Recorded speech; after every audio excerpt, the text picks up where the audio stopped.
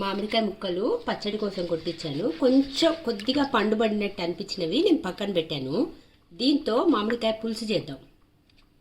ఇందులోకి మునిగేటట్టుగా నీళ్లు పోసి స్టవ్ మీద పెట్టి మరిగిస్తాను ఒక 20 మినిట్స్. దాని తర్వాత రసం పిండేసుకోవాలన్నమాట. స్టవ్ ఆన్ చేసుకుని దానిపైన ఈ గిన్నె పెట్టాను. మూత పెట్టేసి మరిగేదాకా అవుదాం.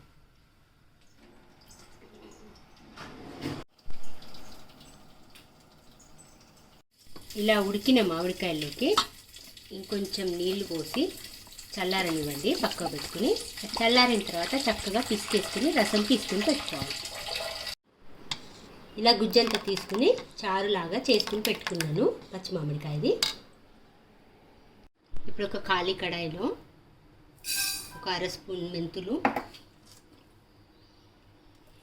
1 స్పూన్ జీలకర్ర, ఒక 4-5 ఎండుమిర్చి, కొన్ని కచ్చా పచ్చాగా దంచిన మిరియాలు, ఇవన్నీ డ్రై రోస్ట్ చేసుకోవాలి.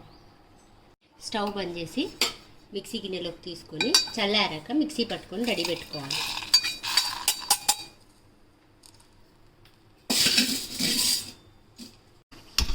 ఇప్పుడు ఒక మట్టి కడాయి తీసుకొని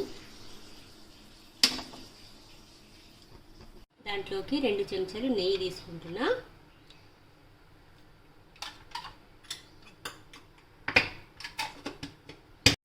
జీలకర్ర, ఆవాలు,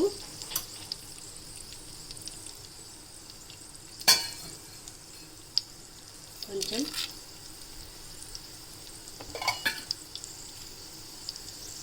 పచ్చిశనగపప్పు,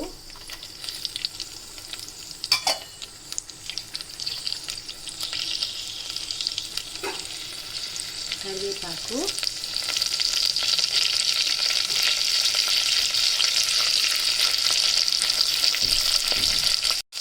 పచ్చిమిర్చిలు. ఇది కాస్త వేగాక ఉల్లిపాయలు వేసుకున్నాను. ఒక 100 గ్రాముల పప్పు ఉడికించుకుని పక్కన పెట్టేసుకున్నాను. దీంట్లోకి కాస్త పసుపు వేసుకుని కొంచెం ఉప్పు వేసుకుంటున్నా. దాంట్లోకి ఉల్లిపాయలు వేసేసి మగ్గనివ్వండి. దీంట్లోకి కాస్త ఇంగు వేసుకున్నాను.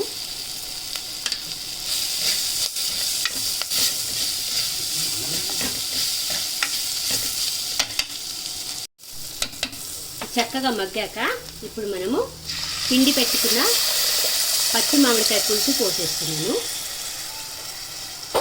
దీంట్లోకి మనం ఉడికించి పెట్టుకున్న పప్పు కూడా కలిపేస్తున్నాను. ఇప్పుడు మనకు తగినన్ని నీళ్లు, ఎంత పల్చగా కావాలంటే అన్ని నీళ్లు పోసుకుని చక్కగా మరిగించుకోవాలి. దీనికి మనము తగినంత ఉప్పు వేసుకోవాలి. కొద్దిగా కారం, ఉప్పు సరిపడా. కొద్దిగా పులుపు ఎక్కువ ఉంటుంది కాబట్టి చక్కగా ఎక్కువగానే వేసుకోవాలి. చిన్న రోట్లోకి కొన్ని వెల్లుల్లి తీసుకుని బాగా దంచి కచ్చాపచ్చాగా ఆ చారులోకి వేసేస్తాను. ఇప్పుడు ఇలా దంచుకున్న వెల్లుల్లి ముద్దను ఈ చారులోకి వేస్తాను. అది మసిలేంత వరకు వెయిట్ చేయాలి. ఇప్పుడు మనము ఎండుమిర్చి, జీలకర్ర, మెంతులు ఇవన్నీ వేయించుకున్నాం కదా, ఇది మిక్సీ పట్టింది. ఈ మసాలా ఇందులోకి వేసేసుకోవాలి.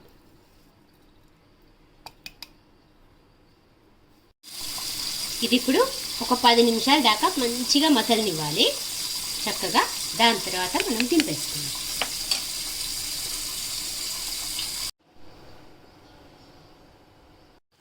ఈ మరుగుతున్న చారులోకి ఇంకా సరిపోయింది కాస్త కొత్తిమీర, ఫ్రెష్ కొత్తిమీర వేసేసుకుని స్టవ్ కట్టేసుకుని చల్లారాక వేడి వేడి అన్నంలోకి తినొచ్చు.